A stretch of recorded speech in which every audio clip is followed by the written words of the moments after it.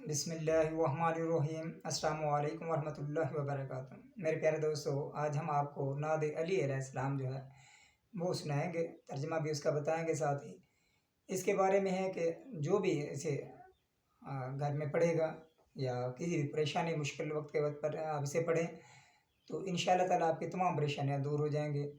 اللہ رب العالمین کی برکت سے یہ پریشانیوں کا حل کا ایک بہترین نسخہ ہے۔ اللہ رب العالمین ہمیں عمل کی توفیق عطا فرمائے۔ نعت علی شروع کرتے ہیں۔ بسم اللہ الرحمن الرحیم۔ نعت علی مظہر العجائب تاجد ہو، اون اللہ کا فی نوائب کل ہم و غم، سینجلی بعظمتک یا اللہ و بنبوتک یا محمد و بولایتک یا علی یا علی یا علی۔ سبحان اللہ، کتنی پیاری دعا ہے۔ اس کا ترجمہ کچھ اس طرح بنتا ہے کہ عجائب خدا کے جلوہ بردار حضرت علی ابی طالب علیہ السلام کو ذرا پکار تو صحیح۔ پہلی بڑے دن ہم نے شروع میں کیا، نعت علی مظہر العجائب تاجد ہو، عجائب خدا کے جلوہ بردار حضرت علی ابی طالب علیہ السلام کو ذرا پکار تو صحیح۔ اون اللہ کا فی نوائب کل ہم و غم، تم ہر مصیبت اور ہر بلا میں ان کو اپنا مشکل کشا پاؤ گے۔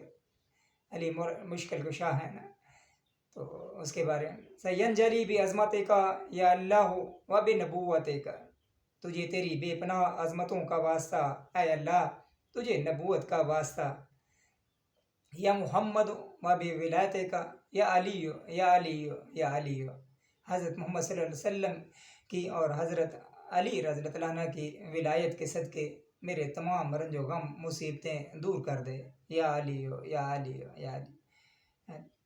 تو کتنی پیاری دعا ہے۔ آپ سے گزارش ہے کہ آپ اسے زبانی یاد کر لیں، ترجمہ نہ بھی یاد ہو لیکن اگر یہ دعا یاد ہو آپ کو تو آپ اسے جب بھی کوئی پریشانی غم ہو کوئی بھی مسئلہ ہو تو آپ اسے پڑھیں، انشاءاللہ تعالیٰ اس کے بعد دعا مانگیں گے، اللہ رب العالمین آپ کی تمام پریشانیاں تمام مشکلات دور فرمائیں گے۔ ایک بہترین دعا تھی جو ہمارے آپ سے شیئر کی۔